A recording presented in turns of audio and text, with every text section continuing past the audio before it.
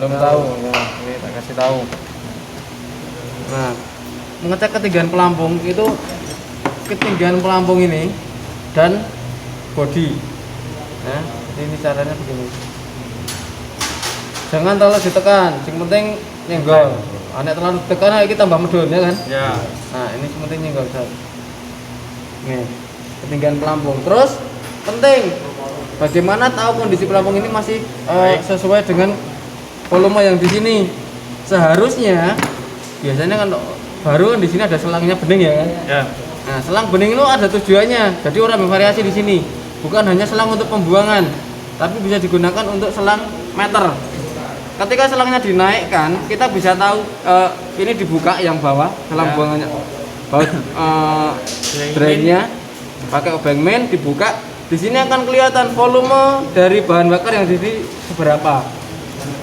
Harusnya tidak boleh lebih tinggi dari apa? Chamber, karena kalau lebih tinggi pasti akan, nah namanya overflow atau tumpah. Nanti menimbulkan apa? Efek melepok dan sebagainya. Nah, di sini sudah lebih mudah sebenarnya.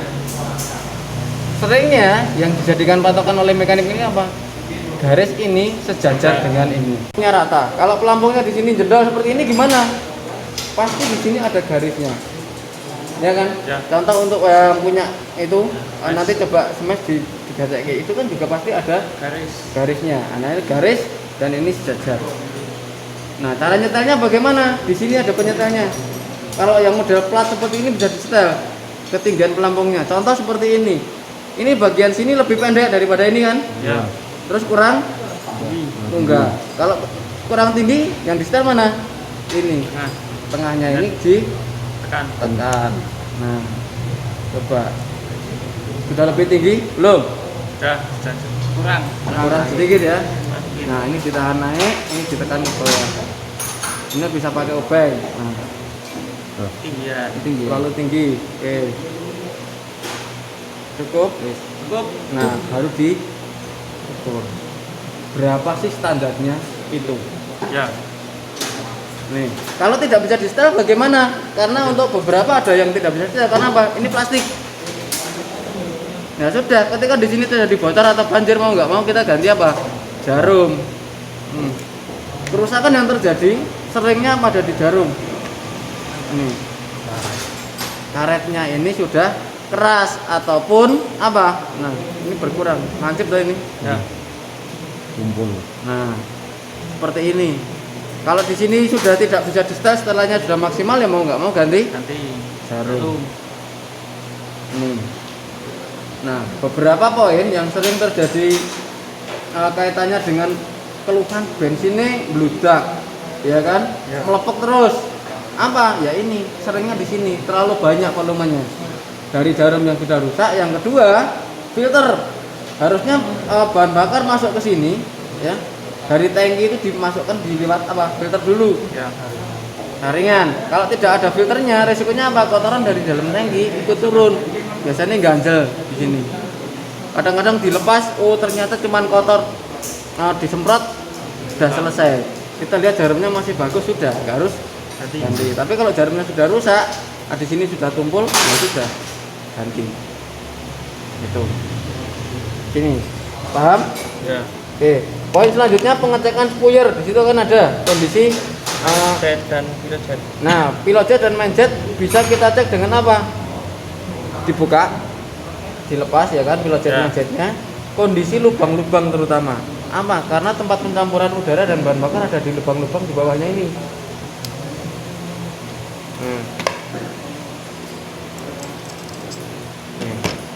Ini adalah lubang tempat pencampuran udara dan bahan bakar. Ya, udaranya dari mana? Udaranya dari ini. Depan namanya apa? Kalau ini pilot jet berarti pilot air jet. Nah, coba dilihat jalurnya bagaimana ini, ya kan? Ya. Ini ke kanan dulu baru ke sini set lurus. Oh, berarti ini pilot air jet. Nah, ini disemprot set. Ya kan? Pasti akan keluar angin dari sini juga. Ya. Jalurnya kemana lagi? Ini ke kanan set bablas. Setelan angin. Ini kemarin pilot jet bekerja pada saat putaran Bawah. rendah sampai Menengah. menengah. Nih. yang di sini tidak boleh kotor. Terus lubang bahan bakar yang di sini pun juga tidak boleh tersumbat atau kotor. Nah, angka atau ukuran pada pilot jet biasanya di sini kan ada angkanya. Contoh, ini 32. Nah, ini adalah ukuran dari apa? Diameter lubang yang bahan bakar, bukan yang ini. Main jet juga sama. Di sini misalnya ada angka 90 atau 100 atau berapa, ini adalah ukuran untuk lubang yang di tengah. Tuh, poin pemeriksaannya seperti itu. Kalau di sini pilot jet ada ukurannya 32, ditulis 32, kondisinya bagaimana? Baik, layak pakai. Itu kalau ada kerusakan misalnya, seringnya apa? Patah kan? Biasanya penggunaan alat yang tidak pas. Ini harusnya sepan dan lebarnya sama. Kalau di sini lebih sempit, ya kan? Digunakan seperti ini, patah seringnya. Ya enggak? Ya. Nih, kalau sudah patah itu jarang sekali terus double buka meneh. Mergane apa? Buka angel, mengko masang tetap juga angel. Mau nggak mau ganti. Ya enggak? Ya. Ini. Jadi seringkali terjadi kesalahan karena penggunaan alat. Jadi merusak gini. Ini ya. Jadi seperti ini presisi. Tak celahnya cuma sedikit, ini pasti. Ini aman, yang beberapa ini kepena. Oke? Poin pemeriksaannya itu dulu. Oh, terus penting. Ini busi. Busi jangan sampai direndam bahan bakar apalagi dicuci. Ya. Kenapa? Rusak elektroda. Betul sekali. Elektrodanya bisa rusak. Rusaknya apa? Basah. Elektroda rusak, basah. Ya, dia tidak akan bisa menyalurkan apa? Aliran listrik. Makanya ketika karburatornya bermasalah, banjir dan sebagainya, menimbulkan apa? Basah. Terlalu banyak yang masuk ke ruang bakar, businya tidak mampu membakar semuanya, basah. Mati enggak businya? Mati. Apa meneh kok ngene kok dikumbah? Ya. Jadi kalau sudah sampai seperti ini langsung saja disemprot, dibersihkan, kering. Ya. Diusahakan jangan busi jangan sampai di apa? Cuci. Terus karet juga sama. Contoh seperti ini. Ketika servis, karet seperti ini sering juga ikut tercuci. Risikonya apa? Satu, Melar. kalau tidak melar, keras. Ini. Kalau sudah keras, digunakan dipasang lagi, biasanya patah. Nek melar, biasanya kita dikencengi malah jadi metu. Risikonya apa? Bocor. Ya kan?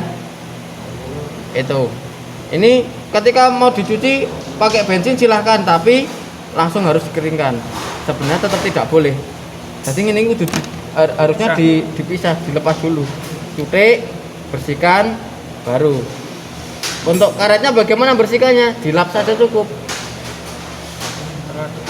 Nah, dilap saja cukup atau disemprot boleh. Oke, karburator ada yang mau ditanyakan? Ciri-ciri pas dan belum pas main jet pilot jet. Ciri-ciri pilot jet dan main jet belum pas. Pas apanya maksudnya? Ukuran. Oke. Nah, kita tadi bisa kemarin sudah saya sampaikan kaitannya dengan kondisi busi. Ya. Ya. Yang pertama, fungsi karburator untuk apa? Menyambungkan bahan bakar dan udara. Nah. Terus ada 3 fungsi karbu. Mengatur putaran mesin. Ya kan? Ya. Mengatur putaran mesin, RPM rendah, menengah, tinggi, yang ngatur karburator. Tadi mencampur, ya kan? Ya. Yang ketiga apa? Menyemprotkan. Kan. Kemana? Ke ruang bakar melalui intake manifold. Nah, setelah masuk ke ruang bakar, kita baru akan tahu apakah ini yang disemprotkan sudah sesuai dengan kebutuhan mesin atau belum, ya kan? Ya. Yang ditanyakan itu, kita bisa melihat dari kondisi busi. Yang pertama, yang kedua dari putaran mesinnya. Ketika putaran mesinnya tidak stabil, bisa dibilang pincang dan sebagainya, ya kan, berebet, bahasanya macam-macam ya. Itu ada kemungkinan ukuran spuyernya baik pilot jet atau main jet yang kurang pas. Ataupun bahkan nambah jarum juga bisa. Jarum apa? Jarum skepnya kurang pas. Nah, kalau di situ yang bermasalah di mana? Putaran rendah, ada kemungkinan kita harus pengecekan di mana? Pilot jet. Terutamanya pilot sistem, apalagi setelan angin, oh ternyata setelan anginnya ditutup, terus ini jadi kosong, ireng, karena apa? Terlalu banyak boros. Ini. Terus kalau yang bermasalah putaran menengah sampai putaran tinggi, yang dicek apa? Main sistem, ada main jet, ya kan? Ada jet needle dan needle jet, dan jarumnya cap itu yang bekerja ketika putaran menengah sampai ke atas. Tergantung kita lihat yang bermasalah di mana dulu. Kalau tidak ada masalah kita lihat kondisi businya oke, warnanya apa? Merah bata. Merah bata keseluruhan ya. Jadi di pinggir dan di tengah keseluruhan merah bata, itu berarti pilot jet dan main jetnya sudah pas. Nah kalau seperti ini terlalu boros. Nah nanti dicek dulu apanya, misalnya setelan anginnya, ya kan? Ya. Tadi setelah dinyalakan nyalanya mudah nggak? Rada angel. Ya. Beberapa efek. Satu, motor tidak lama tidak dihidupkan juga bisa. Terlalu boros seperti ini juga bisa. Nah, penyetelan karbunya kurang pas juga bisa. Nah, nanti dicek dulu. Setelah nyala bagaimana? Caranya bagaimana? Digas pelan-pelan. RPM rendah, menengah ke tinggi pelan-pelan sampai mentok. Ada yang terputus atau ada yang berebut atau tidak, itu akan terlihat. Tapi ketika jenengan mainnya senengnya buka tutup gas biar, nah itu malah nggak akan terlihat, tidak akan terbaca. Putaran mana yang bermasalah tidak terbaca. Jadi buka pelan-pelan, sampai putaran mentok, lepas lagi sudah. Setelah itu baru pas setel idle paling flyer tok, buka gasnya langsung mati enggak, ya kan? Biasanya kan kadang-kadang kalau setelahnya belum pas, setelah di setel stasionernya dicolke ada nembaknya dan sebagainya, seperti itu. Itu berarti apa? Penyetelannya masih kurang pas. Oke? Ada lagi yang ditanyakan? 0,6 sampai 0,7 mili. Ya. Ini berlaku untuk semua jenis busi. Pakainya apa alat ukurnya? Fuller. Ya. Ada lagi? Cukup itu dulu. Oke.